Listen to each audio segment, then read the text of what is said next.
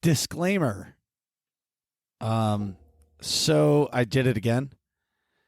I have messed up my microphone settings. See what happens when Nick isn't here? I screw everything up. But it was a great chat with Kitty. He's awesome. And I hope you enjoy the show. May the force be with you. Hey, I'm Marcus. And I'm not Nick. We are Working Class Nerds. Nerds. Cue the intro.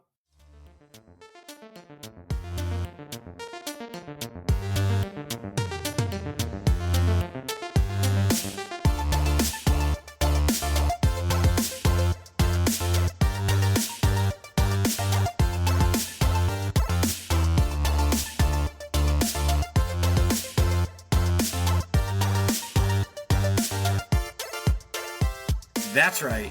We are Working Class Nerds, the podcast that gives you no information about your favorite information. Today is Thursday, October 29th, 2020, and you can find this really spooky Bromance podcast on Apple Podcasts, Buzzsprout, Google Podcasts, Stitcher, and now Spotify. Why won't I just change that? I don't get it. I got to do that. Next episode, I promise everybody it's going to say something new. You can also watch me fail at video games, and you can make fun of me while I play video games at twitch.tv/MarcusB814. You can find the both of us, which one of us isn't here today, but I am at MarcusB814, and you can find Kitty at Kitty Kisses anywhere. Just type Kitty Kisses with a Z. KITTY KISSZ. In this week's episode, we're taking a deep dive, a long-awaited deep dive into Star Wars The Old Republic with my bromance, Kitty Kisses. So if you don't know Kitty, Kitty is a Twitch streamer. He has an awesome Twitch stream. He's the new co-host to TeenyCast, which they're about to hit episode 400, woot woot, and he's just an awesome dude. So, Kitty, welcome to the show, and what have you been up to these past couple weeks? I have been, of course, streaming. Doing the work thing, trying to get, with COVID, the restaurant industry just kind of shut down. So we're starting to ramp back up. So I'm kind of getting a less time streaming and more time at work, which is fine. That's good. Money's always good. But while I'm streaming, I've been playing my Mara best class. Ever? It's the best class ever. Best class ever. I got a question for you. So about cooking. Now, are you a morning cook, a midday cook, or are you a night cook? I am a morning cook now. I started working in restaurants in 1984. And Sweet. I've been working in restaurants ever since. I've done everything from the dish dog to the boss. And now that I'm an old man, I'm a prep cook now. I go in whenever I want. Usually I get there. I like to get there around 5:30 or 6 in the morning, knock some shit out. And then when I'm done, I go home and then I stream and play with my kitty cat. Wow. Next year's awesome. So with cooking, right? When you say you're a prep cook, so you go in and chop everything, get everything prepped. You do whatever like the pre-cook is. So when the chefs get there for the main like dinner, the sous chefs and all that, then they take everything that you've prepped and then they cook. Right. They heat up everything I make. Oh, wow. That's interesting. Yeah. So I get there and just like you said, when the orders come in, sign for the orders, put the orders away, take the orders out, cut them up, and then make whatever kind of food that is on my list to make. And wow. What else? It's really easy, because I've been doing it forever. I can cut for hours, and it's kind of like a zen for me now. I just get some podcasts going and just sit in there by myself and make food. It's funny how you say that. Is I do the same thing at work. A couple of years ago, a friend of mine my shop was being, you know, I'm going to say built, like the building was there, but it was being remodeled to be my shop. Mm-hmm. And a friend of mine let me work out of his shop for a while this was all happening. And I always had like the noise canceling headphones, but they were never like, it was always like the radio. You know what I mean? Like the landscaper radio headphones. Right, And right, so I was right. listening, your usual classic rock station. And he's like, bro, you got to get real Bluetooth ones so you can listen to like podcasts. And I'm like, huh, that's a good idea. Cause I'd listen to them in the car and then I did, and I never went back. And I made the next step that had like the noise canceling, like I call it like the truck driver microphone that comes in front of your face, almost like a gaming headset, but it's super noise canceling. Like you can barely hear the tools run. And now, because I've done that for so many years, whenever I'm working and I don't have noise canceling headphones in, the tools actually hurt my ears. Oh, Jesus. But the best part is I do the same thing you do is, well, there's two parts, part A and part B to the headphones. Part A is I listen to whatever I want, podcast, books, everything. And it's awesome because when you're at work, you can just zone out and do your work and listen to a whole show with whatever you're listening to. But the other part is once I have those headphones on, my employees don't talk to me. Thank God. Unless they absolutely need something. So I completely understand what you're saying about putting in the headphones, listening to some podcasts, whatever, and then moving on. Anyway, Yeah, what else? I've listened to audiobooks, just like you saying. I listen to audiobooks, podcasts. I have my weekly, download. All right, I'm going to get this episode, a new episode of this, and then go for it. Have you ever heard of the podcast Up and Vanished? No. Okay. So he stopped doing it. There's really like 2 seasons, but the first season is like 100 episodes and it was done in real time. So this girl, Tara, was murdered in some, but in some like back city country town. And she was like the prom queen, not the prom queen, like a pageant queen. And she disappears, right? So this guy hears this story. His name's Payne Lindsay. He gets a hold of this story and he says, you know what? I'm going to start a podcast. And he does it. And he investigates this thing. And I'm not going to spoil it. But after like 100 episodes, you get to a conclusion. No way. That sounds awesome. And he has like when you leave, like there's tapes, like the bonus episodes are like people leaving messages for him saying, hey, I remember this happened back then. You should investigate that. What's that called again? Can you send me a link to that later? Do you have an Apple phone? No. Ugh. Go to Spotify and type in Up and Vanished. I'll write it in the show notes. Okay, cool. Thanks. Well, what's kind of funny is back in 2007, I was working at a restaurant. I'd put my headphones in and go to work. And then I heard about podcasts. And shortly after that, I started a podcast with some friends back in 2008. And we did a podcast for a long time. We did it for several years. But people had kids, and so we just ended up stopping. But that was a fun one. I really enjoy podcasting. I'm speaking about myself about it. I think, where Nick and I have come from day one to today, because like I tell everybody, go listen to episode 1 and then listen to today. We've learned so much, but it's still a terrible show. You know what I mean? It's a great show. I love your guys' show. I listen every week. But the one thing that Nick and I set out for the show, and I'm sure you'll understand, is when you listen to our show, I want you to feel as if you're sitting at the table with us. That's exactly what it is. With drinking a beer or drinking whatever you drink, soda, seltzer, I don't care, wine, whatever. And you're hanging out with us for an hour and a half, whatever it is. That's the feel I want. And it's super important to us to have that. You guys pull it off.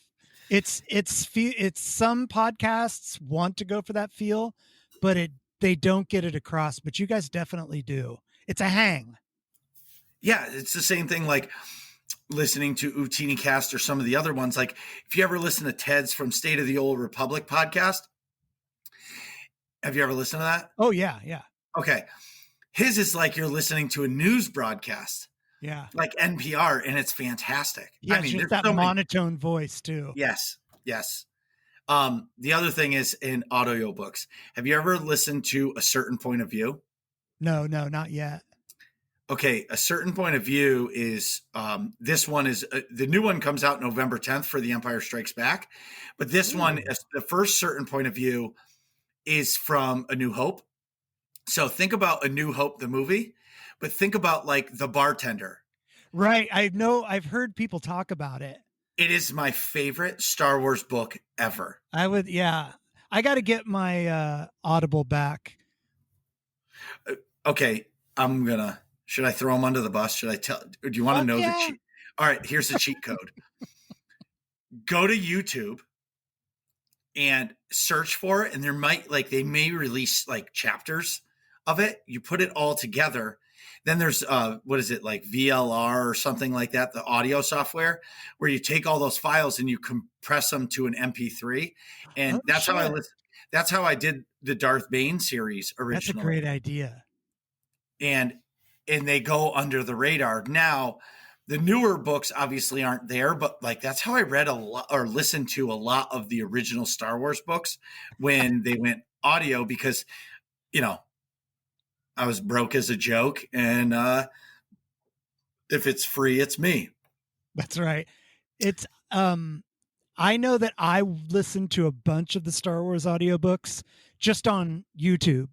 I just put it on while I was gaming and boop, go through it. I remember the what I remember the most is Kenobi. They had one on Kenobi, then no commercials at all. It was great. It was super fun. That's when he was on Tatooine, right? Yeah, yeah. I listened to that one. That was good. So what have you been doing in game? I have been doing the Feast of Prosperity. We will get to that a little bit later, but I've been, having fun with that. And the most important thing, I have been avoiding pizza with pineapple on it. That's such a fucking fail. That is such a fail. That is my absolute favorite pizza. You know why? Because you ever get, like, I like a cheese pizza, but like a pineapple pizza for me is just like, it's all the best ingredients all in one place. You know the reason why I make fun of you about that? Why? Is there's an episode of Futurama, and they're starving, but they end up getting pizza and it has pineapple, and they're like, oh my God, we can't find anything that isn't poisoned with pineapple. And it just became like this running joke that I've had in my head for ever since. So anytime somebody says it, I'm just excited to use the poisoned with pineapple line. That's the truth. It's it's definitely my favorite pizza. And it's so funny because anytime you mention it, like it's like the ultimate in, conversation piece. Like people go bananas for that. It's like if you like pineapple on your pizza and you don't, it's either you love it or you hate it. There's no in the middle. Like you're not like, oh, it's okay. No. It's like, F that. It's the nastiest shit ever. Shut up. You're not a human being. And you're like, whoa, you know what I mean? And then if you love it, you just love it. And it's always, if you're ever at a party and you want to have a great conversation, be like, hey, in like there's pizza, where's the pineapple pizza? Guaranteed conversation starter, and the night is going to be great from there. Done and done. I'm going to do that now. And done. So for me, okay, so I'm going to go into real life. I'm moving next Wednesday. The movers come. Oh, you hired movers. Well, so I'm doing all the boxes. I'm doing all that. The movers are moving the couches, the beds, the dressers, the washing machines, all that stuff, because between me and you, I can't do it. Like I'm so busy at work. And my biggest fear at my old age of 37 is that I'm going to be moving shit and I'm going to get hurt. Yep. And then I can't go to work. So I don't know what it's going to cost. They told me how much per hour it is for like 3 or 4 guys. I don't care. Yeah, like, fuck it. Exactly. Like I've moved myself my entire life and I've moved a lot It in my day. sucks. It does suck, which I don't mind. But right now I'm just like, you know what? If they can move all of the big stuff and all I have to do is move boxes and bullshit, Right. bring it on, buddy. Because there's enough shit that I need to move in order to make this happen, let alone me moving all the couches and everything. When I was younger, I moved a lot and I would just get drunk.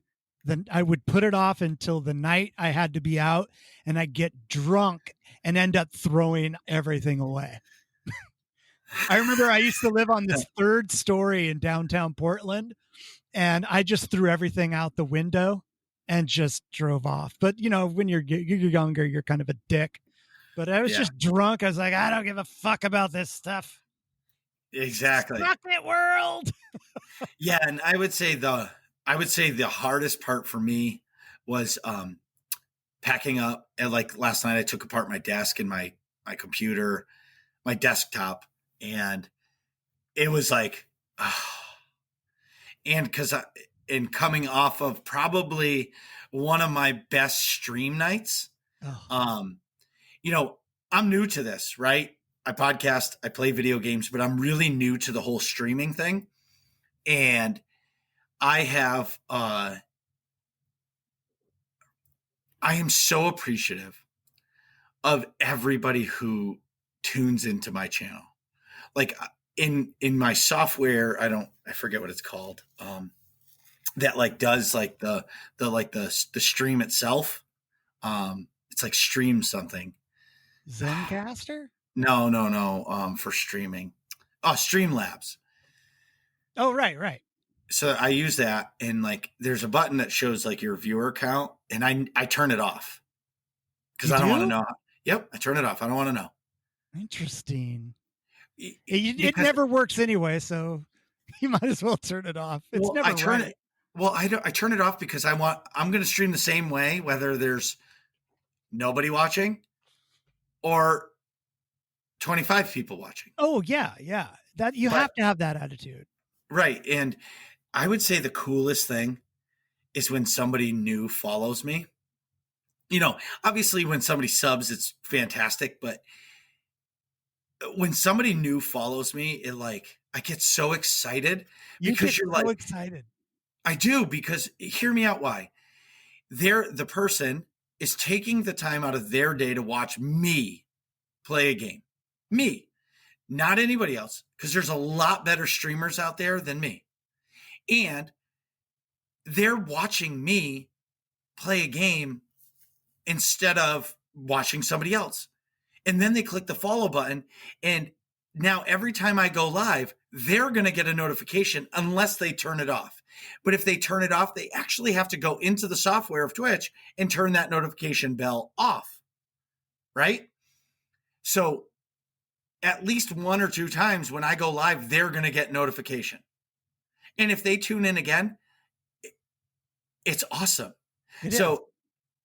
when somebody, so everybody that's listening, thank you, because this last past week, it was my best stream. And again, it's not about the viewers. It's my chat was going crazy. People were chatting. Everybody was there. People were talking about different stuff that I wasn't even doing in game. People were making fun of me because I was failing at the Feast of Prosperity. I mean, there was so much going on, and I can't thank everybody enough. And I mean it, because if you've watched my stream, you know that I go bananas when somebody follows me, because it just boggles my mind that somebody will actually do that to watch me play a game. Let me give you a perspective. Whenever I raid you, my favorite thing is to watch you react to people that follow you that are from, that I brought over. Not only, Yeah. I mean, that you get so happy. It's priceless, man. I love it. Thanks. It's so nice to see another adult that is enthusiastic about being happy, that's not afraid, that thinks it's a weakness to show their happiness. It's a I learned breath that of from fresh air. I learned that from your stream, What? because, well, so hear me out on yours. Yours is so lighthearted in the sense of fun. You're not afraid to say stuff. You're not afraid. You're yourself, but like you pull out the megaphone or, and you're the Utini fart. Yeah, exactly. And like there's so many different things and it just makes your stream exciting. And then people feed off that energy. And, so through all that, I've created, and it's been kind of quiet, and I talked about it, I think, once. I've created a gaming network. So if you look at the bottom right-hand corner of my stream, there's a Green Reaper. And that Green Reaper represents positivity in gaming. And we're going to do a show about it. So far, my other bromance in the game, Kogus, That's right. he's the only member so far. And I'm currently working out all the details. I created a Twitter for it and Instagram, but really it's I'm going to take all positive people that I like, whether they stream SWTOR or other games, and I'm going to get them into this network, and we're all going to have the Green Reaper at the bottom right hand of our screen, and anytime anybody sees that when they're previewing, they're going to know that these are positive gamers. Nice. And it's going to it's going to show, like, I don't want to say a safe space, or as you say it in your stream titles, noob friendly. Yeah. Right. Noob friendly. Because so many people are afraid to watch somebody stream because, they don't know if they're new to a game or new to something. They don't want to ask questions, but like, I definitely want you to ask questions. Yeah. The reason I did that is, that I say noob friendly is because I want our game to flourish. And by having noob friendly on there, people will feel less intimidated by asking questions about the game. And I kind of did it just, now every once in a while when I first started. And then I just made it a staple because people just pop in and ask questions. And I'm like, whatever you want. And if I can't answer, there's always someone in chat that'll be able to answer the question about SWTOR for that person. Right. It's good times, baby. For sure. But it's also very cathartic for me because I talk about everything. Like I talk about my past. I talk about things that are affecting me at the moment, and people retort, and it helps. It's kind of like poor man's therapy. Yeah. Well, and that's why, I tell everybody I'm the same person I am to you that I am to my mother, right? I'm the same guy. It doesn't change. This is my one mode, and that's what you get. You know what I mean? Yeah, me too. So in gaming, for me, we've been running Explosive Conflict Nightmare. We got past the tanks this past week, which was but we have a couple people trying out for our damage control team. Death Star Troopers, we got a new team member. Nice. Congrats. Yep. His name's Cuddly. Welcome to the team. We are working on hard mode Nahut. Before Cuddly came, we did clear Nahut one time, but now with new players, subs, all that stuff, you have to continue to prog that team. But I will not be running with Death Star Troopers for 2 weeks because of the move. This week I will run with damage control, but the following week I won't, or this week I won't. I'm not really sure. I'll be moving, so I can play on my laptop, but it's not the same. Mm-hmm. The laptop keyboard is not the same feel as a real keyboard. No. The other thing I've been playing is Genshin Impact. Have you heard about this game? I have never heard of it. Okay, so it's a free-to-play game. It's like a Breath of the Wild clone with better combat, in my opinion. And because it's not like a survival game. You're in Breath of the Wild, your weapons break. This game, it doesn't. And for me, I don't want to be gated by a sword breaking in the middle of a fight. That's not exciting to me. I'm not a big survival kind of game player. Like I would rather the game be difficult to beat an enemy, but my weapon is fine, rather than the other side of that coin where you're in the middle of a easier enemy, but your sword breaks halfway through and you got to go find a tree branch to be able to hit somebody. You know what I mean? Or mid fight, you have to switch a weapon. That's not exciting to me. But No. anyways, so Genshin Impact is a complete sandbox. You talk about relaxing. The other night I was watching Kogus' stream on one screen, and I just played it, and I have the controller in my hand, and I'm just playing.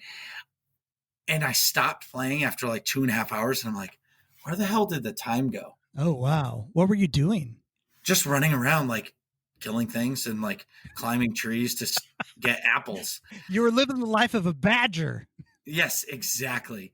And then the last thing, which tomorrow, The Mandalorian season 2 comes out, and I can't. I am full steam ahead on the hype train.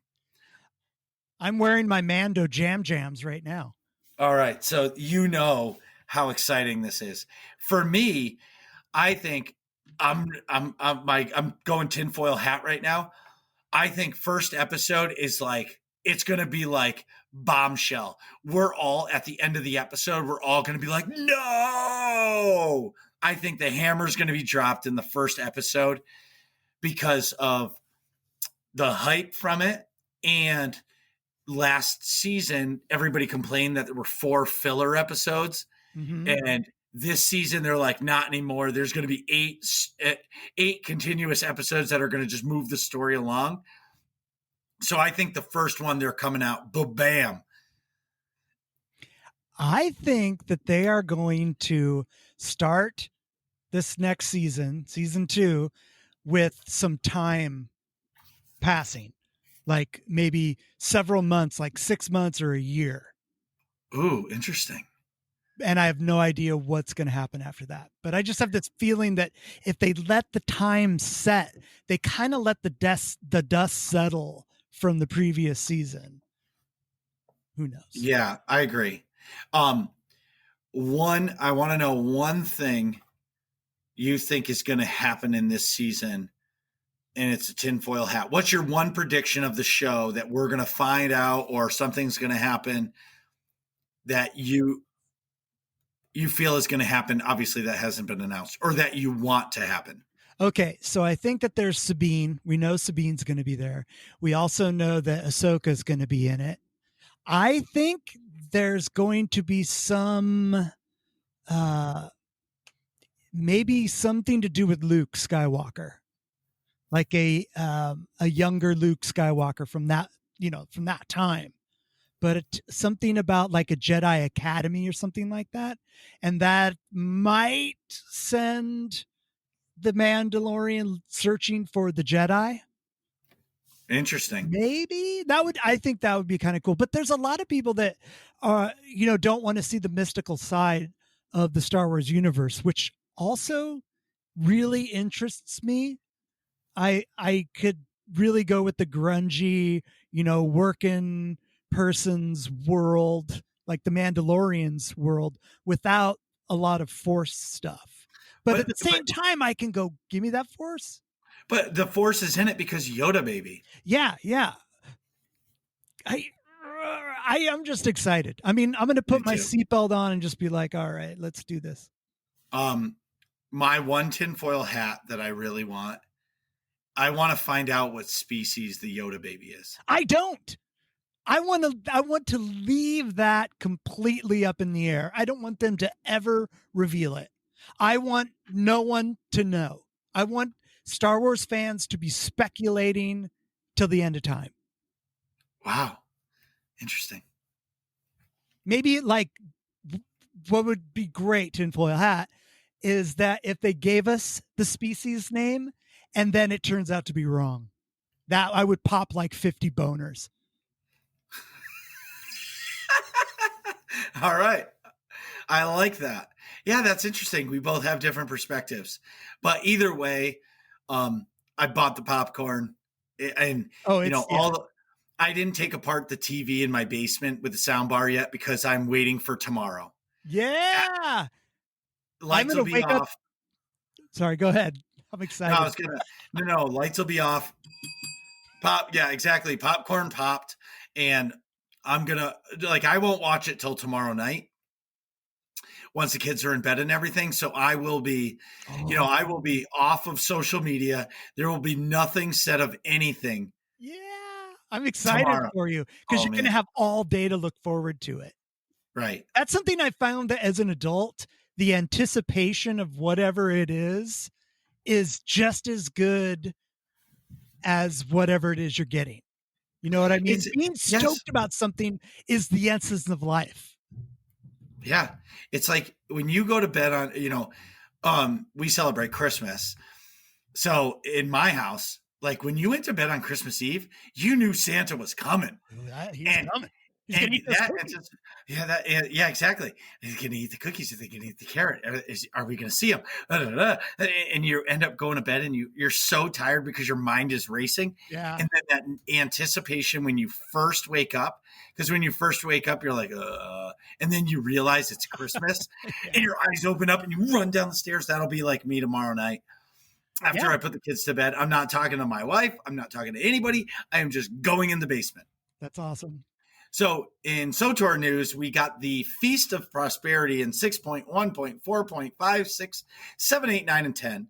0.32487A. Yeah, it's so ridiculous. So as we've said in the weeks prior, that we've got the Feast of Prosperity. So basically Gabula the Hutt and Duba the Hutt are trying to get along to put on this charity event. And this charity event, we don't know. It's a 3-week story. I have not progressed all the way through. I don't think I've done week 2 yet of the story. Cool. So I don't know where it's gone yet. But I did do some of the events. And it's been, I am not a big event guy. Mm-hmm. Like, the Raccoon Week. I'm just like, the only one that really intrigues me is the Bounty Contract Week, is because I can't figure out how to do it. So it always eludes me. You can't figure out the Bounty Hunter Week? No. So every time I go click on the stupid Carbonite guy and it doesn't do anything. And I'm like, I don't even know where to find the stupid bounty contracts, because I did one. I did the original quest. And they're like, go do another one. And so every week the bounty contract, I just click on it. And I've been saying for years, oh, it's broken. Worst bounty hunter ever. Yeah, exactly. I'm like, this is dumb. And, somebody said, oh, you have to go somewhere and find this like bounty contract guy. And I'm like, all right, yeah, I'll go do that. And then the next time bounty contract week comes, I'm like, well, there's no other dude here. So I'm going to click on the Carbonite thing again. And it doesn't happen. Yeah, you got to go to the cartel bazaar. Yep, sure. Just go to Fleet, hit quick travel, and it's the only other quick travel point on the Fleet, the round map. So the next time bounty contract week happens, message me and remind me of that, because I'll forget. I'm going to go right back to this Carbonite guy, and I'm going to say the same thing I've been saying for 3 years. Working? Right. This thing still is bugged. I'll send a bug report to BioWare and they'll tell me how to fix it. But by the time the bounty contract week comes back, I will have forgotten, and it'll be the circle of life. Anyways. This is the Hutt cartel. Yeah, don't give Marcus any more bounty hunter contracts. He keeps harassing the Rick downstairs with the Carbonite guy. Thank you. That's it. So, in the Feast of Prosperity, we've gotten some events. There's one where you serve tables. Somebody called it a game, which I've never played. I know, but excuse me. I've only done it twice on the story mode version. And so I was so excited the first time I was doing it. I was just clicking on all the plates. Well, the droid gets weighed down. He's so slow. Right. And I didn't figure out that it was like color coordinated. I just dove right in, and my stream chat was like, you idiot, you have only blue plates. And throw it in the trash. And I'm like, how do you throw it in the trash? And so then I ended up finding the trash barrel, and it was actually really, really fun. Have you done that one and the hard mode version yet? I am not going to do the hard mode version because I get home from work. I don't want to do anything with anything difficult that has anything to do with food, I'm completely not interested. Feeding myself is hard enough. Really? I don't want to have, like there's the cooking one too, where you go and do the cooking Yeah. stuff. Yeah. I did one of those, and it was, find this ingredient, and I'm like, I hate learning new kitchens. It sucks. So I do the easy one, and then I call it. Then I go get, do something else with the Feast of Prosperity. Okay. So what else have you done for the Feast of Prosperity? Excuse me. I've gotten the ingredients on other planets. I did the Rishi, where you go and talk to them about having the Feast of Prosperity on Rishi. And I then have not done that one yet. I just did the one where you go to, where was it? Corellia? No. You get the Nexu tongues and Yeah, you have to kill the world bosses. Yeah, those are the ingredients ones. You go to Mekshaw to get a chef. But it's interesting. I really like going to other planets to have to get stuff. I do agree with that. Rather than it just being on Nar Shaddaa and you have to just transfer yourself to the underworlds or something. Right. And you know what I mean? I do like that ever-ending planetary quest, where you hop from planet to planet. The fetch quest. Yes, I do like that. I like that a lot more than the standard go to Alderaan, go to House Alda. Oh, right. Go kill 10 things, come back. Go kill 10 more things, come back. Oh, this one is smart ass. Then you got to either go light side or dark side. You're either going to give them a handshake or you're going to kill them. And, that kind of quest is not for me. But I do like the planet quest. With AIE, we host an event called Where in the Galaxy is Seema San Diego. So we take Seema and we hide her on a planet. Nice.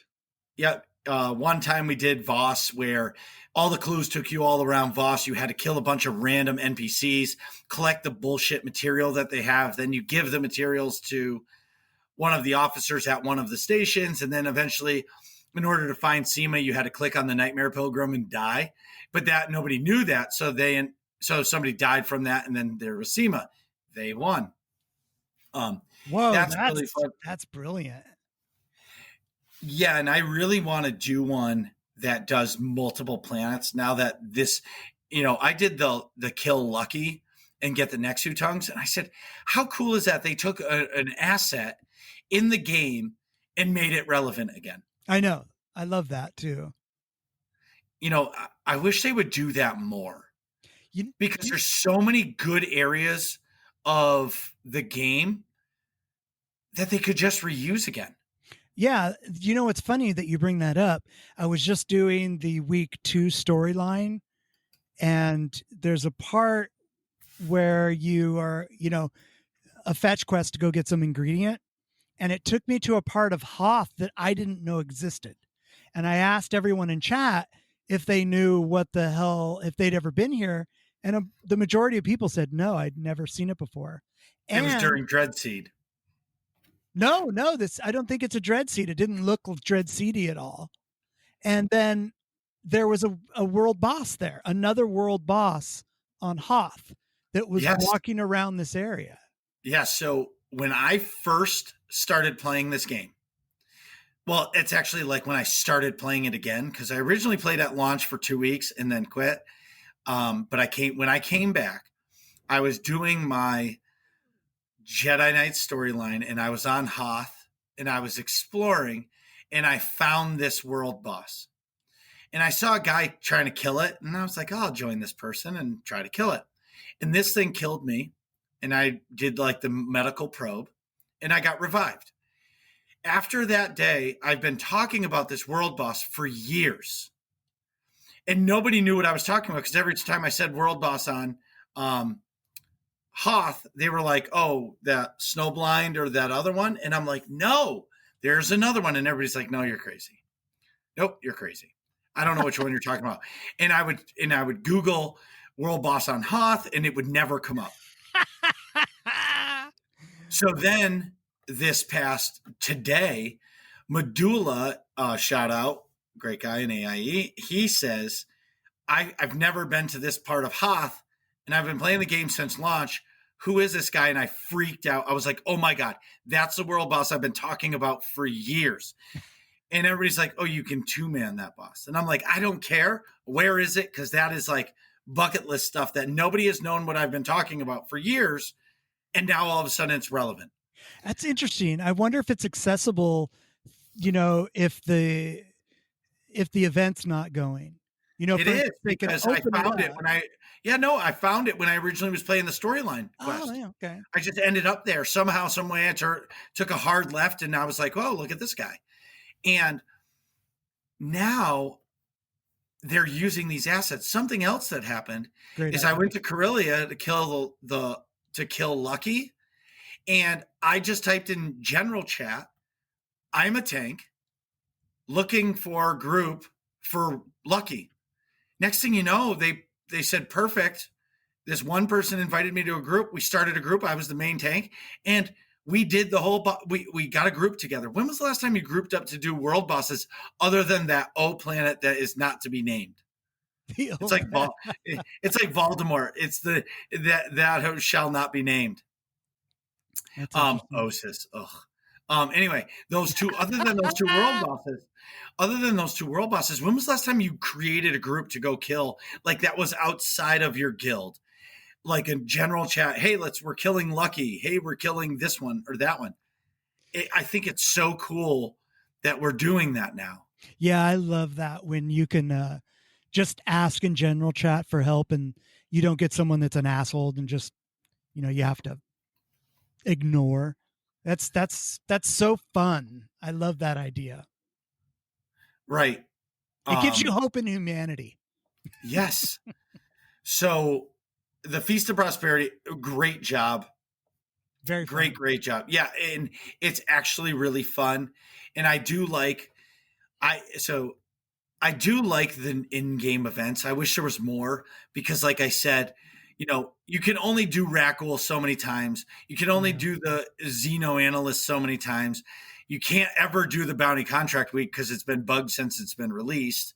And then, you know, and now you get the Feast of Prosperity. Life Day is fun too. But, you know, it's just a new way of doing things. And I think it's good for the game to have that. Yeah. Even if I don't enjoy the event, I love the idea that other people are doing it and are having fun. Like the races, I think I did it once, but I like the idea that it's there if I want to do it. If that makes any sense at all. No, it does. The way I play Star Wars: The Old Republic might be different than the way you do, or Master Lil, shout out, or the next one or that one. Everybody plays the game different. That's what's awesome about this. Like there's people that just log in to play GSF, Galactic Starfighter, right? Mm-hmm. So everybody plays it different. And the people that enjoy the swoop races, I'm happy that they have something in game because when I get a new operation, they may be like, oh, well, it's not really for me, but I'm happy that those operations players are getting it. It's the same thing, you know? But anyway, the only other thing for SWTOR of the news, they released this legacy ignore button and I actually had to use it. It was one night and I was just like, you know what? I'm going to queue for PvP. And so I queued for PvP. It was regular PvP. It wasn't the rank stuff. And so I get into the match and I was a tank. And I pretty much know how to tank, switch guards, and just keep AoE and taunting the enemies that are trying to kill your players, right? It's actually pretty cool to be a tank in a regs match. Because you don't really do the damage. You're there to mitigate the damage of the other players. So as soon as you taunt a player, their damage to any other player goes down. It's a pretty cool thing. Yes. Well, I was getting whispered during the match, and they were like destroying me as a human being. And what I mean by that is they told me I should die. And then they told me that my parents should be ashamed of me because I am a terrible person. And that, and it went on and on. So the match was over and it continued. They just kept because I come from the Xbox 360 days of Call of Duty where you needed thick skin to be in those voice chats. Oh yeah, you know what I'm saying? You know what I mean? And I didn't care. Like, I don't care if it's during a game and you're competitive and you're being rude because you want to win. I don't get mad at you for that. Where I don't enjoy it is after a game, you're being messaged. You're back on the fleet. Like, you're nowhere around this person. And then all of a sudden you're getting whispered about how, if they knew where I lived, they would come to my house and stab me with my keyboard or my mouse. I was just like, oh my God. Like, the match is over. Like, we lost. So what? So what? They're playing a different game. They're playing be an asshole, troll, basically. That sucks. I hate that shit. I've seen other streamers have the same problem where they'll get out of the match and they continue to get trolled. And I am all for the legacy ignore. I am loving it. So what I'm trying to say is, and I had to legacy ignore my first person. Have you ever legacy ignored anybody? I've been ignoring people for years. Oh. And I just don't, now don't get me wrong. I will enjoy a good troll. Like, even people that come on to the stream and troll, if it's good, and I'm in the mood, I'll be like, all right, that's pretty funny. But, people that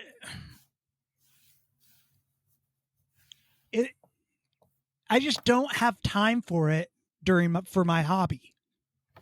Gaming is my hobby, and I don't need to listen to this petty, shit from some asshole that has a little dick and can't get over it. No, I'm with you 100%, right? That's what I'm saying about coming back into the game, like whispering me after a match. Yeah. Like, come on, get over it. Get over it, you little fucker.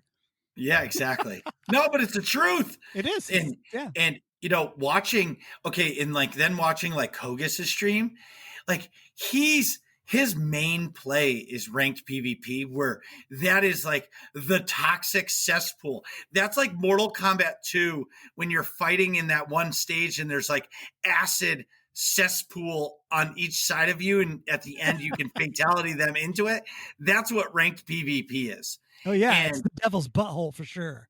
Right, exactly. And I'm not saying it's not fun, but like how Kogus can stay positive and not lose his shit on these people messaging him crazy shit. I even they go into his chat and troll him. I would lose my shit if that's how it was. I lose my shit. And something else, something awesome that I've done is, because on my stream, I've moved my camera. I've made it really streamlined, and now my chat is showing. So if somebody starts whispering me stuff, guess what? The whole world can see it. All they got to do is screenshot it and blow it up. You know what I mean? And like, whether it's my players or not, whoever's with me, like, surprise, I can see your words. You know what I mean? So don't be an asshole. Why can't the whole world just take that advice? If everybody just took the advice of don't be an asshole, everybody would be a lot happier. Yeah. There's just people that have flexed that muscle so much that they're like that crab that has one little tiny pincher and one big giant pincher. That's just, I'm an asshole. And they don't know how to express themselves any other way. It's like attention's good no matter what, even if it's bad attention. Right. Exactly. So but yeah, I've been putting people on that ignore list for a long time. That's funny. I think I have like 500 characters on it.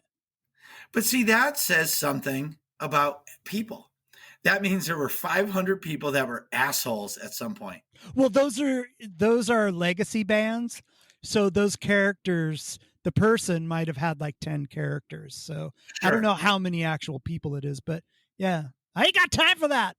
No, I got bronchitis.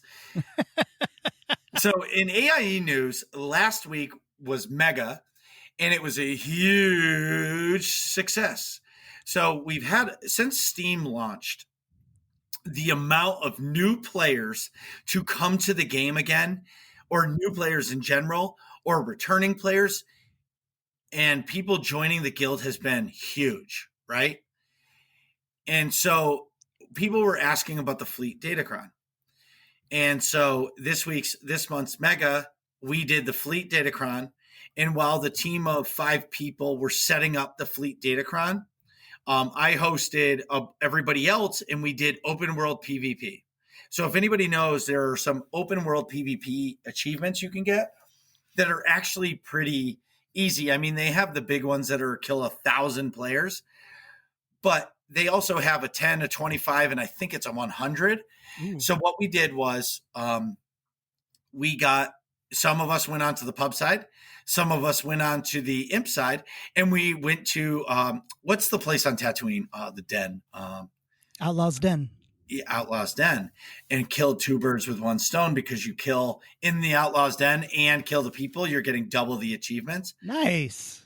It was a lot of fun to kill the pubs. But something else is I found is, as soon as I spawned, even if there were other people, everybody was trying to kill me or killing me. Yeah, so it was really fun. And then the fail of the whole night is I was so excited for a spooky costume contest, because in game there's not a Halloween. It's like one of the only MMOs that doesn't celebrate Halloween. I know. And so we decided to do a spooky costume contest, but I was so excited from all the pictures we were taking, everybody lined up, and we had such a good night. I forgot to do the spooky contest. I thought you were going to say the fail was that after PvP, your guildies trolled you until you had to quit playing the game. Nope. So everybody probably made spooky costumes, and I completely forgot about it. So sorry to whoever is listening that made a spooky costume for the event, and I didn't even do it. I promise we'll do it again some other time, but yeah. And then lastly, for AIE news, next month's Mega is coming. I'm not sure on the date yet, just because of moving. But if you have any ideas on something you'd like to do as a guild event, please message me on Discord and get in here and give me an idea, because, you know, at the end of the day, everything that we do, I most likely have done once, or, you know, we've tried to attempt something. So if there's something that you really need, please message me, because I do it once a month. So there's always, if it's not this month, it can always be next month. You know what I mean? So the last thing is if you're on the SWTOR server, and I do feel bad for you if you are, but if you are, please go to utiniguilds.com. That's Kitty's guild. They're a great group of people. Great group of people. Yeah, they're awesome. And, you know, and obviously if you're on Starforge, you can come over to us at AIE. But if you're really looking for that family-friendly kind of guild who just wants to have fun and is super casual and nobody's toxic, because you never know where to turn, both AIE and Utini are the guilds to pick, in my opinion. Of course. You know, we talked about this a little before we started recording, but, you know, a lot of people find Utini through my stream or Chill stream. But whenever someone's looking for a guild and they're not on Starforge, I always send them over to AIE. That's awesome. I'm going to make that hotkey now that you gave me the website, because a lot of people say, you know, I'm on SWTOR and I don't know what guild to join. And we just had a couple people from my stream join AIE, and it was the first time this last stream or the stream before, but it was so cool. It's so cool to see. And of course, now that like I'm super pumped to where my stream is going, I'm taking 2 weeks off because I'm moving. But if all this sounds fun to you, go to aie-guild.org, get our Discord information, ask for a guild invite, or just chat with us. Whether you play Star Wars: The Old Republic, World of Warcraft, Lord of the Rings Online, Guild Wars 2, any of the Nomads channels, I mean, Destiny 2, name it, we play it. And coming November 10th or 13th, when Call of Duty releases, Nick and I will be creating a clan in Call of Duty because, Nick and I are crazy for Call of Duty. So get the Discord. We would love to have you. Lastly, I just want to say congratulations to Utini, because this podcast is coming out before their podcast next week. Utini Cast is hitting 400 episodes. I'm tipping my cap to Chill. Yeah, for real. T.O., Doc SWTOR, and yourself, Kitty. 400 episodes is no joke. And, for Chill to stick through it all this time. It's all Chill, man. Well, I know it is. Chill's the man. Yeah, and I can't wait for that episode because, believe it or not, Utini Cast is partly a part of a reason why I have a podcast now. Nice. Or we, you know what I mean? That was the first time I was ever on a podcast. I was on their show.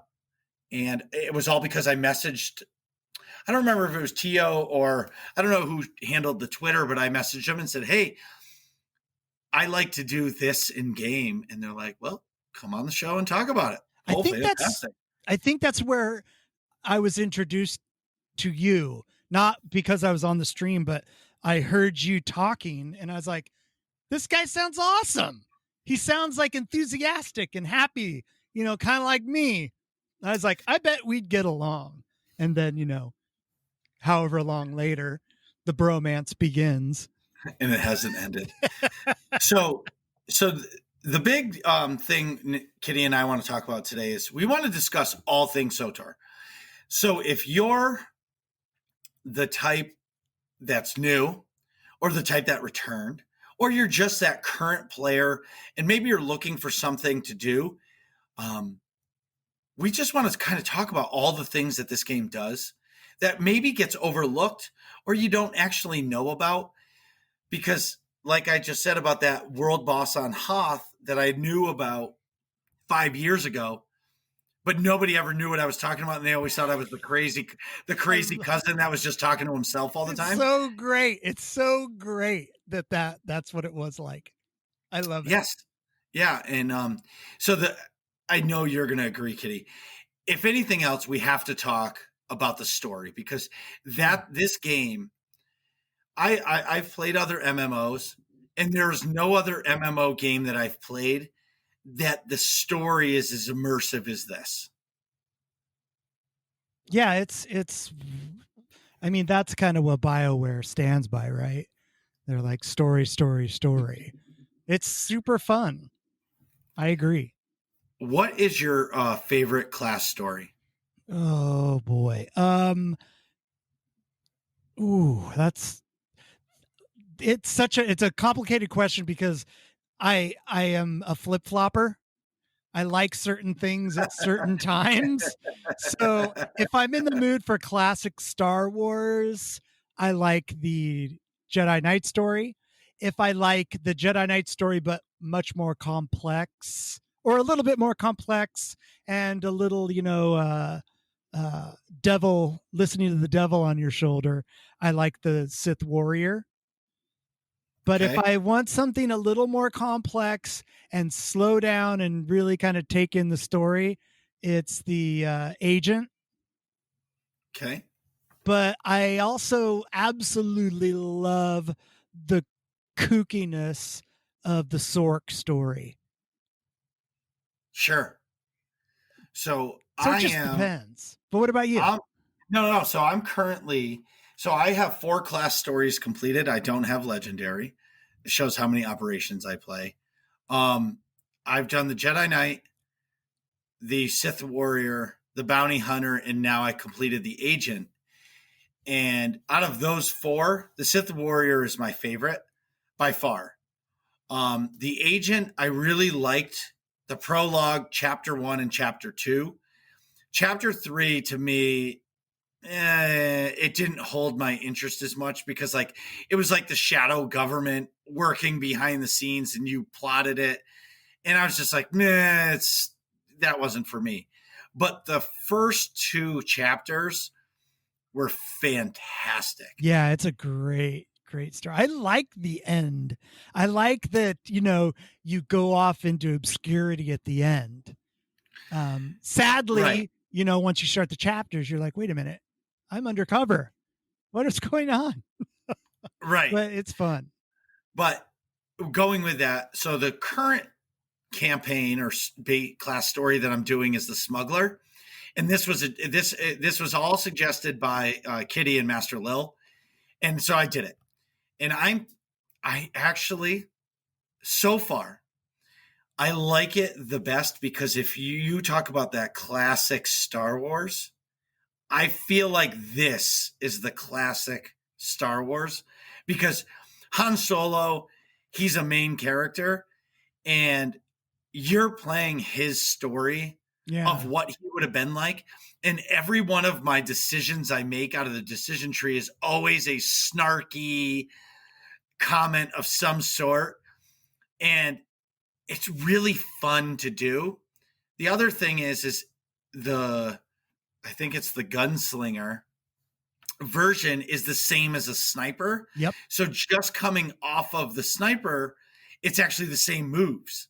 Mm-hmm. So for me, it's almost like I'm walking back into the same, I'm going to say rotation, but yeah, like the same moves. So it's a little easier for me to break into it because once I see them do the move, I'm like, oh, it's like this move, and I can move it on my bar to where it was exactly. for the agent.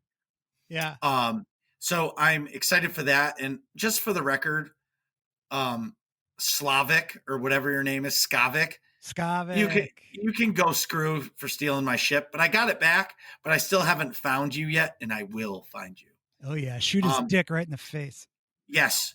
So the game gave us 8 class stories, right? And I've only completed 4 because I'm failing, but I promise I will hit my legendary. Well, are those on the Imperial side? The majority of the ones you played, right? Yeah, so I did the Jedi Knight, and then I've done 3 on the Imp side. Okay. So now I'm doing the 5th, which is on the pub side. I'm in chapter, I think 3 of the counselor story, but I don't remember anything going on in it.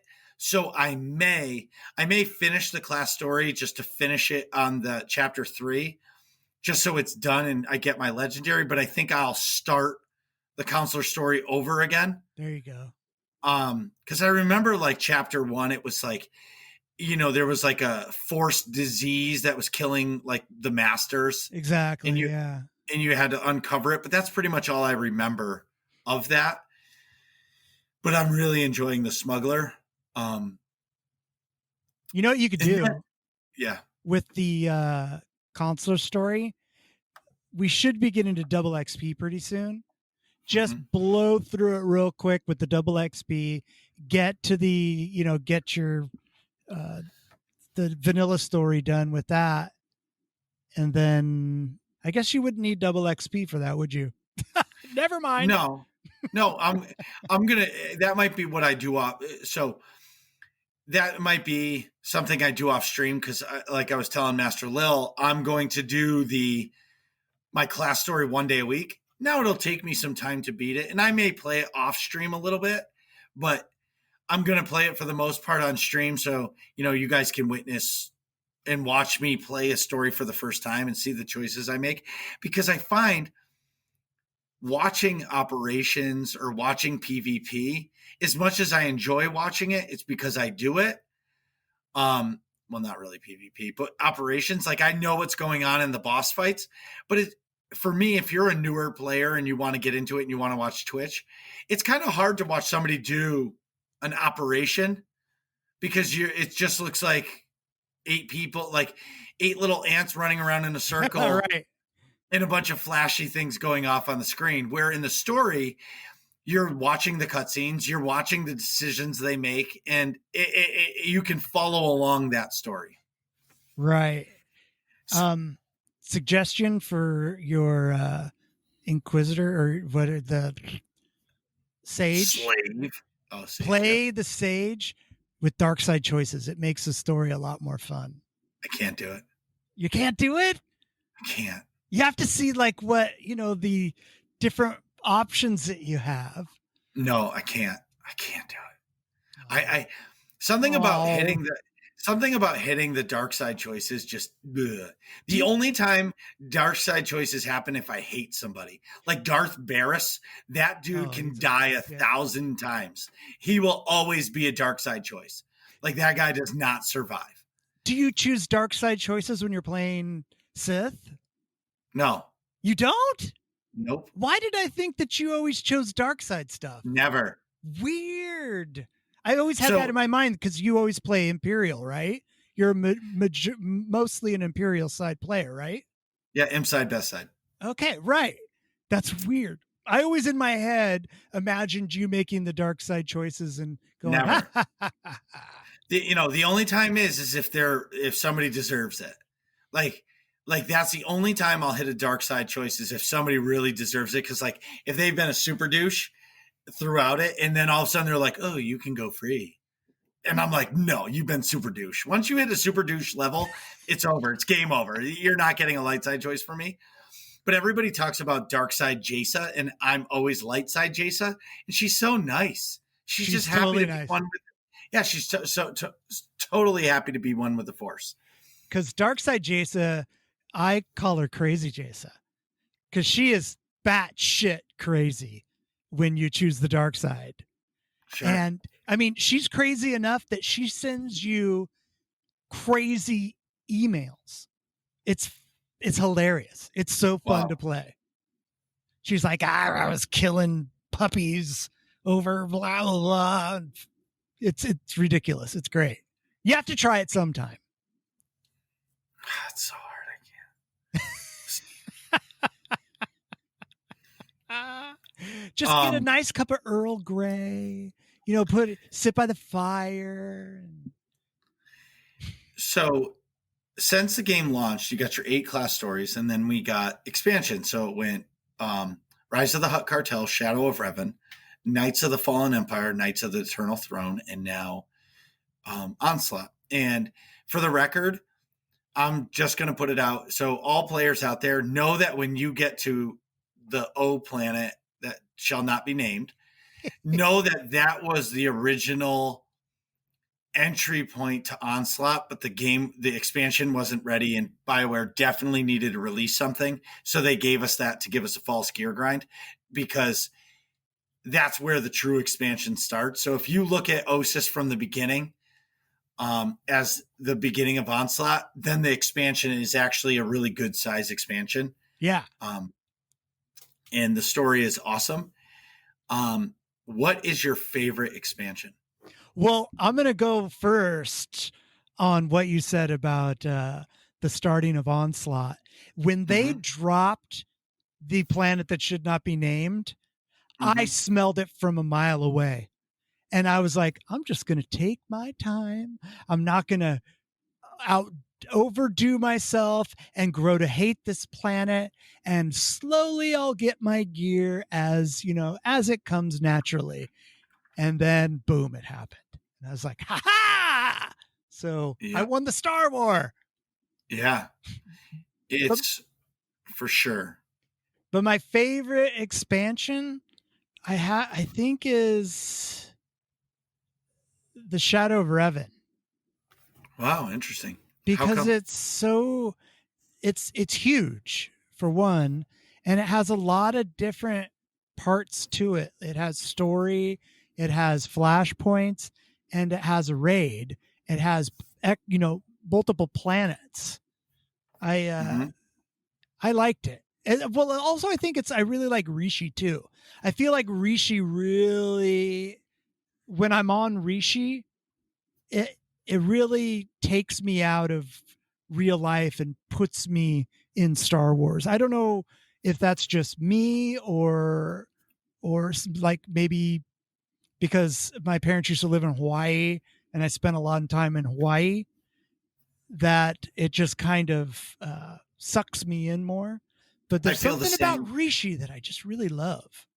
I feel the same way about Nar Shaddaa. Okay. When I'm in my stronghold in Nar Shaddaa, I feel like I'm at home.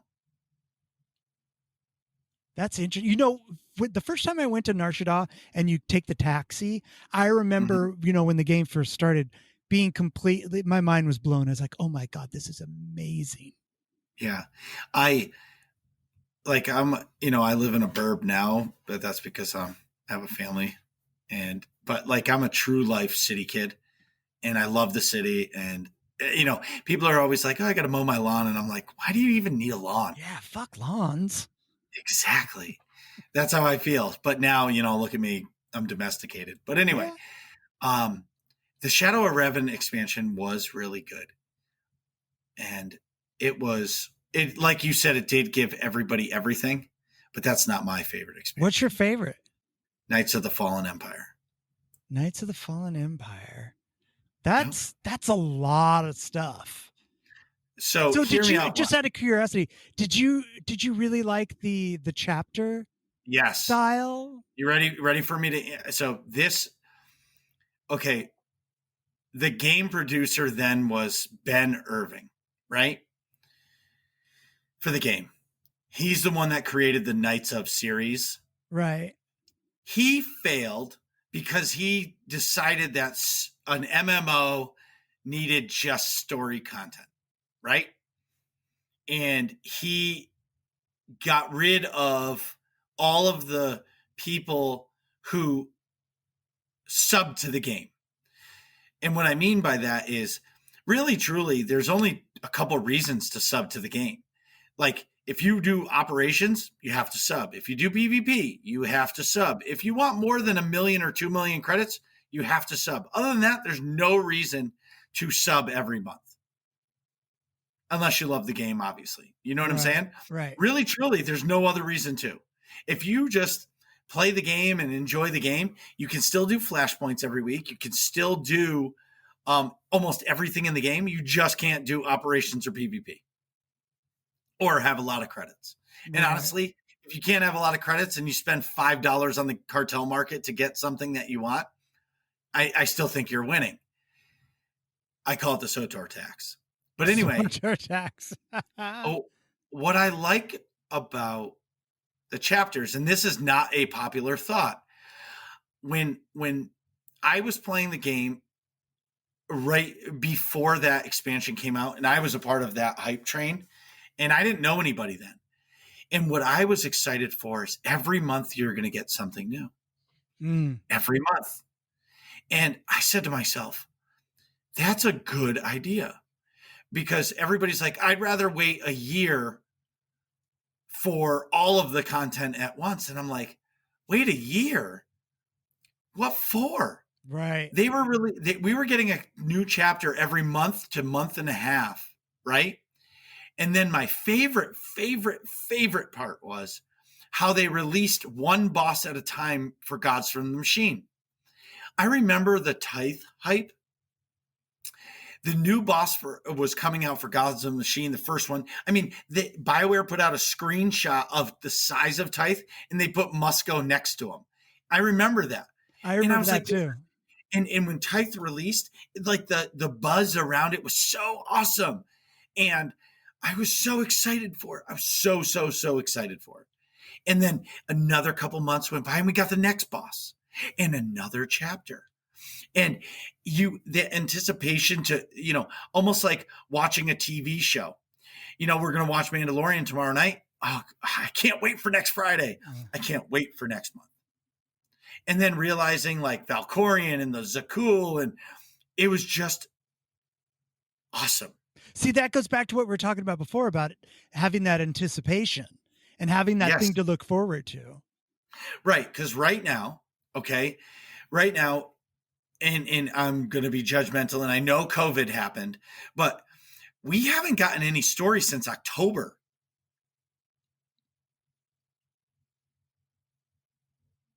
Exactly. And So Crickets. by the yeah, exactly. So by the and they haven't even told us when update 6.2 is coming, right? They've told us holiday season, but that could be January, that could be December, Yeah. you know what I mean? So by the time we get our next piece of story, which if I had to guess, it's going to be the size of chapter 1 or chapter 2 or chapter 3 of Knights of the Fallen Empire, is we're going to be waiting 13 months for that, or 14 months for a piece of story, right? Yeah. So, and I'm not trying to be a Debbie Downer at all, but this I'm just trying to say is bring back the monthly releases. It's a great point. And you know, and we all joked about, remember all the HK subscriber gifts? Yeah. But you were getting something every month for being subbed. Every month you were getting some reward, even if it was cheesy as hell. And then to top it off, if you subbed for the whole time, it was like 8 months or a year or something, you got the Shroud of Memory, the HK quest Oh.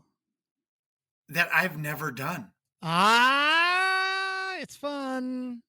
I know. I watched some of it on your stream, and then I was like, I muted it because I was like, I can't watch it. Yeah, I can watch you do it, but I didn't want to hear it.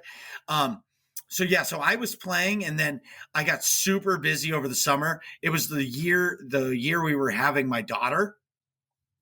And so like we were every weekend we were gone because we knew once you have a baby, it's like you're not Lockdown. yeah, it's lockdown, but you're not just going to the beach every single Saturday and Sunday in the summer. You know what I mean? So we were so busy that I didn't sub for those 2 months and I lost out on it. I did too. Those are the only 2 months that I was not subbed to the game. And you bought it for 3,800 coins? No, the wonderful Domino, one of my regulars on the stream, bought it for me for my birthday. Whoa. I know, right? Domino, she's the best. Shout out Domino. Domino. So whoa, Domino. So there's that's my favorite time. That's a great point. If you don't mind, we hit on this for a sec. You bringing that up made me realize that I hear that so many times in my chat about people that haven't played the game in a long time because they're just not adding things often enough. So they leave the game for a year and then come back, sub, play the content or whatever the fuck it is, and then leave. But just like you're saying, if they could do something like chapter-esque, it would keep people subbing to the game. Even if it was quarterly because their team is smaller. Exactly. But, they keep talking about the 10-year anniversary. And in my opinion now, if the 10-year anniversary isn't game-changing, like Game Changer, people are going to be so disappointed because they've been hyping up the whole 10-year anniversary for over a year now. Like we were celebrating the 9th anniversary, which is still the 8th year. And they're not even talking about the 9th anniversary. They're talking about the 10-year. Right. So I'm curious to see what happens. But let's get into this game a little bit more for everybody. Okay. So you beat the story, or you're doing the story. What happens? You're on a starter planet, and all of a sudden you're getting these guild invites, right? And you're like, who is Tectonic Plague Guild? And you're like, what is that? And you're in game now, and you're like, I need to find a home, right? And when I first started playing the game, I found this guild, and it was nice enough. And they had this website called Engine, and it was like a forum for the guild. And it was how people communicated. And I never did any group things with these people. I would just talk to them in chat. I would come in and I would play my story, and I would bother nobody. And they were nice enough people. And then I found AIE, and it went from there. But the nice part about a guild is you get as a new player, you get the XP bonus, and the big part is you get help from people who aren't jerks. Yeah. True. Because how many times does somebody ask something in general about, how do you open up your inventory? Your And mom's somebody's like, open up the inventory. yes, exactly. Where you ask your guildies and they're like, oh, just hit I, buddy. No problem. Yeah. If you need any more help, let me know. You know what I mean? And then I think some people like it a lot more than me is the strongholds. Mm. I have the strongholds, but it's not really my thing. I have my balcony on Nar Shaddaa where I have all the gods from the machines and bosses. Right. And that's kind of like my trophy room, and I'm proud of it. But other than that, it's just a place that holds the legacy bank and all that stuff that you need on a day to day. Right. I know when the strongholds first came out, I got the Nar Shaddaa one and decorated it to my heart's desire. And then a different one would come out, and I would take my guild cargo, my legacy cargo, my cargo bay, my bank, and the GTN, and just move it to the new one and not decorate anything at all. And then so on and so forth throughout the game. And now it's on Rishi because I like to hear the waves lapping on the shore. But Rishi is really beautiful. It's gorgeous. It's huge. It's really, really big. But what was funny is that I was like, I don't need any more strongholds. And then they released the Alderaan one. And I went, I'll probably never get it. Then I go, I'll get it just to check it out. And next to Rishi, it's my second favorite stronghold. It's gorgeous. It's really, really awesome. But man, there's some people get really into it, like Sith Lord Brit. She has the stronghold contest. The contest, and it's so cool to see what other people do. And it's kind of the point of there's so many things to do in this game, and everybody can Star Wars in their own way. Exactly. But the one common denominator for each player in this game is everybody is hungry for story. Oh, yeah, everybody. And it is true. They could come out with a 10-hour storyline and it wouldn't be enough. No, because you'd blow through it in 10 hours and then you're like, you want more. Yeah, give me more. Give me more.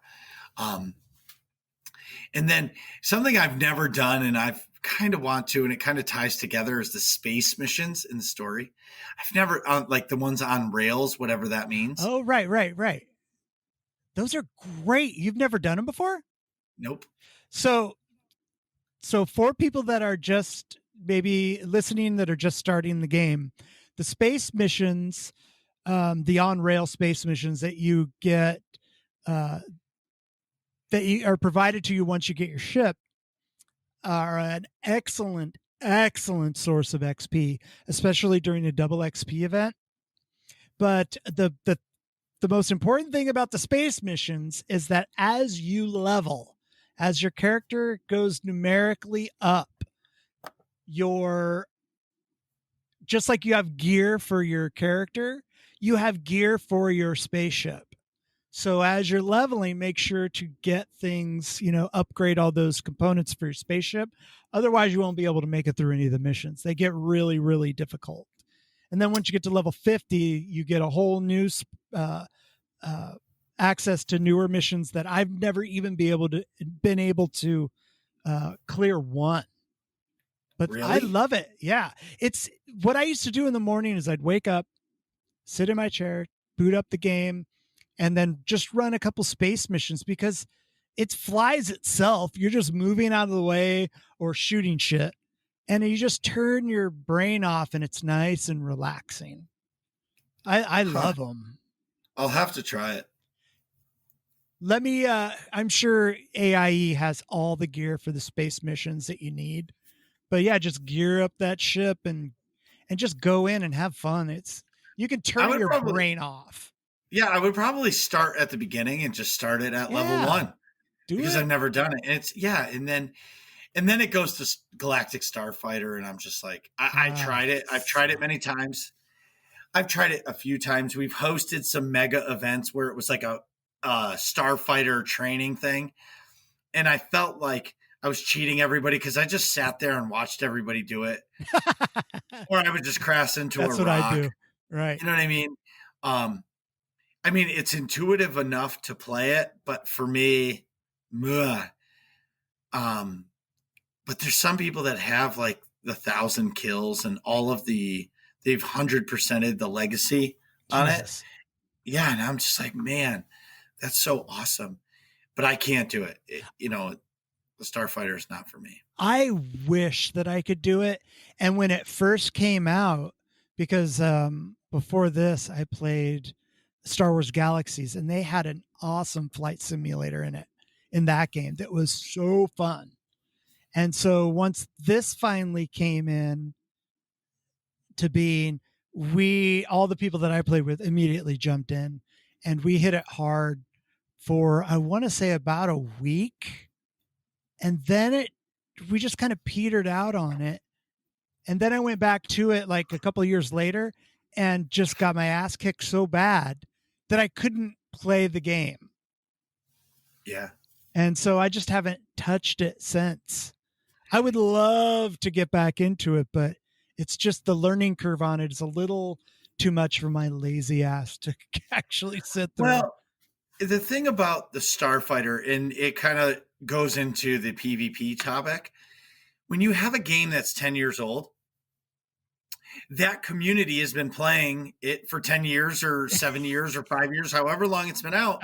Yeah. So they know all the ins and outs, and being a noob that's coming in, you're going to get stomped on. Yeah. And it's going to take you a while to learn how to do it. And that's why for Starfighter, I wish they would come out with like a PvE version, even if it was like a PvE like training course. God, that would be so fun. Like you could set like a difficulty level, like it was a PvE match, but like if you set it to story mode, it's easy and you can get kills. Hard mode, it's like, okay, there's some difficulty and you actually have to fly. And if you did Nightmare, Starfighter, like you're going against like a strong AI that's really, really hard to kill because they know how to fly. You know what I mean? Right.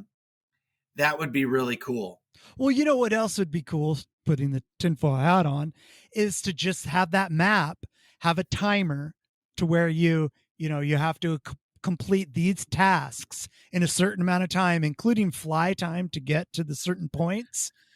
And then for harder modes, you just turn the clock down, less time, and maybe get better gear that makes the fly time from goal to goal. Have, right. Like take out a Star Destroyer, take out a whatever the Republic's equivalent is. Sure. And it would be so fun. I would love that. Even if they could incorporate that into like a flashpoint or an operation. All right, we need 2 people to go off and do the piloting thing, and the rest of you stay down here on the Earth or on the planet. Just like in the movies, they always have something planet-based and something space-based. That would be epic. I would love to see that. Plus, they give you a reason to do it. Right. Well, that's what I mean. So, in circling back to our earlier topic about recycling content, they could easily recycle some of the content and make it relevant again. Yeah, easily. Like the boss, the secret weird boss that you found. Yes. Or, as we talk about the end game, I'll tell you, so in the end game for the game. End game.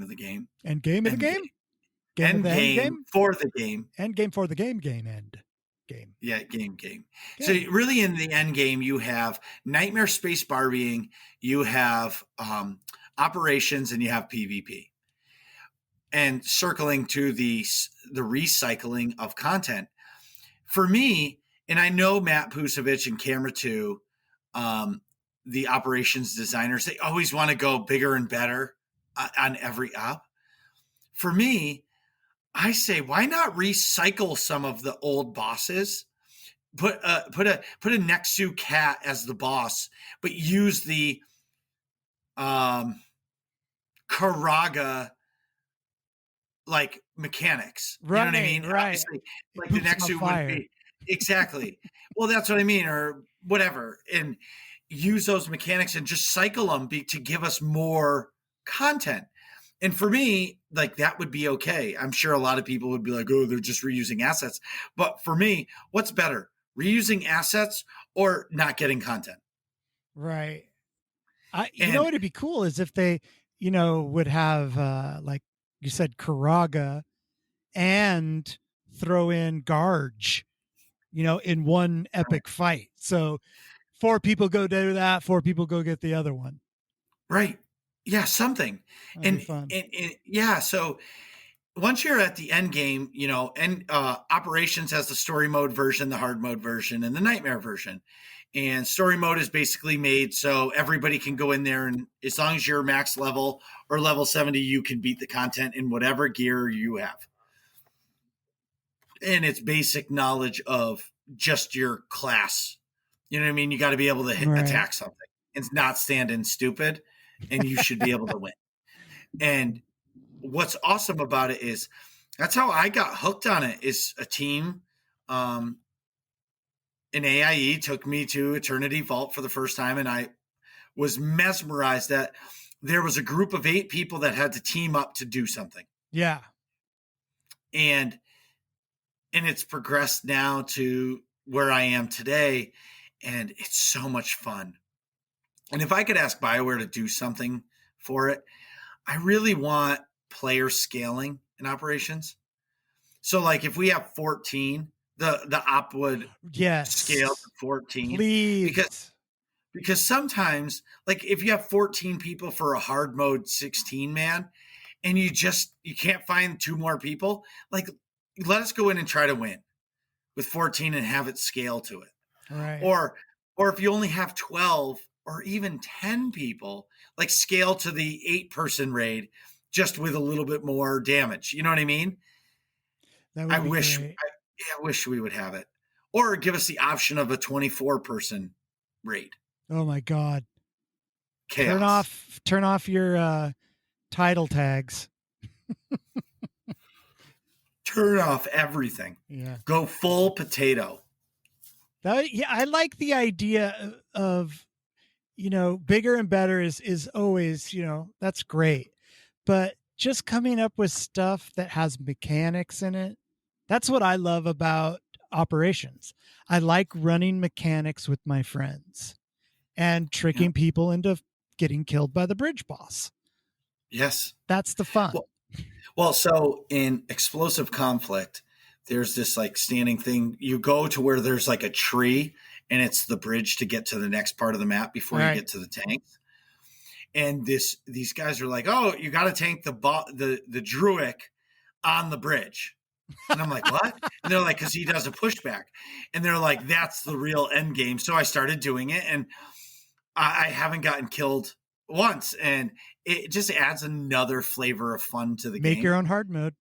Exactly, and it's fun. And then I saved the best for last for us. Oh. I was just introduced to this. It's called Nightmare Space Barbie. So do you want to explain to everybody what Nightmare Space Barbieing is? Okay, so I have been playing the game since beta, took a couple months off in between, just in time to miss Shroud of Memory. And so I've played pretty much all the content. I run story mainly. And I was just thinking I need something more in the game. So I made up a hard mode Space Barbie, I called it. And then Dr. Gameology actually was like, nightmare mode Space Barbie. So I adopted the term nightmare mode Space Barbie, meaning it's the end game for dressing up your character. And since, it's been around for maybe 2 years, maybe, it's kind of progressed in the rules. I'm using quotation marks because it doesn't really have rules. It has rules. The rules Don't are let him do not. But do not let him bullshit you. There are rules. There are rules. Yes, there are rules. So the rules are that you wear the appropriate and available gear for wherever your tune is. For instance, let's say you're on Hoth. Well, you better dress, warmly or you're going to freeze. But let's say that you crash landed on Hoth and you're not wearing gear that would be warm enough for Hoth because you weren't wearing that when you crashed. Well, you would have to go find gear, i.e., kill something or locate something and go into your unlocks and find an outfit that looks kind of like what's on the dead person you just killed, and then that's what you wear. Or let's say that you're on Hoth and you have to have the appropriate vehicle at all times for the planet that you're on and in the situation that you're in. So just like, for instance, let's say, oh, well, the Empire is going to drop me off on this planet and I'm going to do the mission. Well, in that case, you would probably have access to a lot of different a lot of different mounts. So you could pretty much pick and choose. But let's say you crashed on the planet. And so what you would do is you would go and look around and find what mounts the NPCs are using. And then you go into your legacy unlocks, find whatever vehicle that is, unlock it, and that's your ride. And then it goes on from there, like matching. You should use pets that match your color scheme for the outfits that you're wearing. And your companions should never be vanilla. They need to have different skins. They have to have different outfits. You can have them matching the color scheme that you've set out for that character, so on and so forth. And I just learned in the last 2 weeks that you can change your companion. What? So I didn't know you could change the clothes on your companion. Oh, okay. Yeah, that's huge. Well, I was notified that because I was doing Nightmare Space Barbie wrong. So I'm going to give you guys a story. So this all happened, and I started the Smuggler. And Master Lil has been he's been the Jedi Master, and I'm the Padawan right now, right? And I'm learning this whole Nightmare Space Barbie thing. And I will say that it is fun. So when I got to Coruscant, I needed a new mount. And when I'm looking at the Coruscant mounts, they're all like these basic mounts. And I said, well, I have to use this basic mount because that's what's available. And it's it makes you immerse yourself even more. Mm-hmm. And then I had a pretty cool outfit that was gifted to me by Master Lil because he said my outfit sucked. So now moving on to Terrace, I was so proud of myself. As soon as I landed, I opened up my Pack Explorer because I've been opening up, cartel packs for years and I never used much of it. So I was going through and I found one that, it's like a leather outfit and it's got like a mask on it. It almost looks like I'm like Sub-Zero or Scorpion with that kind of mask. And I asked, my Jedi Master if it was Nightmare Space Barbie approved. He said, absolutely. You're on a Rakghoul planet. You want to wear a mask. It's good. And then, so I started driving around in my, started driving around on my mount, and I was getting yelled at by the Jedi Master that I need to find an appropriate, and then you voiced your opinion. You said you have to find out what the NPCs are driving. Right. So then I was like halfway on the planet. I had to circle back because I was Nightmare Space Barbieing incorrectly back to the spaceport to find somebody with mounts somewhere. And I found this like beat up basic speeder that looks like it's been rusted because you're on like a toxic planet. And I'm just like, I have to actually ride on this thing. ugh, but I bought it, and Right. but now it's just taken me more into my character, and I'm enjoying it. And then you throw the smuggler into the whole thing, and it just Mhm. makes it fun, It's Okay, it's very, very expensive. well, so it's very expensive if you're not doing it correctly. If I mean, you can go to the GTN and type in armor and then show the cheapest outfits. yeah, You can get outfits for like 20,000 credits. I'm not saying it might be the right one, but if that's all you can afford, that's right. and That's right. you're going to a planet, or if you're ever stuck and you're like, "Hey, I can't Nightmare Space Barbie Hoth because I don't have enough credits," you message me and I will make sure I send you 50,000 credits so Yeah. you can buy one of the Hoth outfits that are sitting there for sale. You know what I mean? Yeah. And that's something else that I noticed that I never knew about. On every planet, there's a vehicle vendor Yep. and there's a clothing vendor. Yep. And so, you don't have to buy the expensive cartel market ones. You can just buy whatever's on the planet. And I'm going to say it's short money, but some people who are new to the game may not have the credits. Exactly. The most important thing about Nightmare Mode Space Barbie is have fun. Go immersive into the character and just have fun. Add a new little element to the game if you want. It doesn't I have think to be the best top of the line. Just do what you can. I can't agree more. Have fun is the main objective. Right.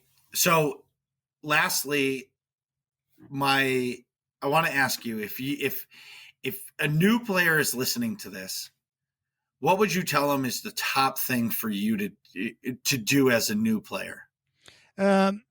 This is something that people that when I'm streaming, people returning to the game or after a long time or new to the game, it's always the same answer, and it's just take your time. The sooner you finish, the sooner it's over. So just enjoy what's happening while it's happening. It's not a race. It's not a pissing contest with the other players that are leveling with you. Just go at a nice, slow, steady pace and enjoy yourself. And don't be afraid to ask questions, especially if you are on Twitch and you find Kitty Kiss's channel. I'll answer whatever I can. I'll never, ever belittle you for it. It's good advice. What about you? Go to aie-guild.org and get in the Discord so you can start your game experience in a good guild, or utiniguilds.com if you're on the Satil Sean. Because for me, coming into the game for the first time, you are lost. Yeah. There's so much thrown in your face, and you don't and the tutorial system isn't great in this game. Mm. So that's why I say come to the starter planet as soon as you possibly can. Get in the Discord and say, please get me a guild invite. Here's my 2 name, and then keep playing the story. And as soon as an officer sees that, they will pass you an invite, because at the end of the day, once you have that guild connection, I feel as if now you can really focus on the game. And when you get stuck, because I've gotten stuck before and not having anybody to ask the question to, you don't want to get frustrated. Mm-mm. Because you can get frustrated, and as soon as you get frustrated in a new game, you can or tend to shut it off before you can actually get dropped into it. That's a great point. That's one of the things that they don't sell on the box, on the game box, is that you're going to make friends. I mean, there's a lot of people that play the game solo and don't really affiliate with people, but you eventually will make a friend in the game. And it's worth more than the sub money. It's one of the best things. It is actually the reason why I didn't quit the game. I spent, I don't know, like 2 months trying to find a guild that I wanted to be with, because all the people that I started the game with left. And I was really good friends with those people, and I wanted to have an experience with people I meet in the game that become my friends, and we play the game together. That's how I like to play. And I went on to all the English speaking servers, leveled up characters on all those servers, tried out a bunch of different guilds on those servers, and couldn't really find anybody that I really clicked with. And then I was like, oh, wait a minute. There's podcasts. Maybe I'll listen to the podcast and, it'll set me in the right direction. And I listened to Utini, and I was like, all right, I'm going to join Utini. Joined Utini, ended up talking with people in chat, and made some great friends. They're my friends. And that's what made me stick in the game. I'm like, okay, I found a player group that I enjoy, and very helpful, great people, and the rest is history. I'm an Utini for life. Woo! Ride or die. Tell everybody how they can come watch you stream. Okay, what you do is you go on to Twitch, Google, whatever it is, and type in Kitty Kisses, KITTY KISSZ, and it'll come up. Do you have a set stream schedule, or does it just change every day? No, I am 11 a.m. in the morning, Monday, Thursday, Friday, Saturday, Sunday. Tuesdays I take off because it's my really busy day at work. And on Wednesdays, I don't start till about 1 p.m. But if you go to my website, if you go to my stream channel, I have my schedule right up there. You'll see it. Perfect. Come, you will come. What are you guys talking about in here? Find out next episode of Working Class Nerds.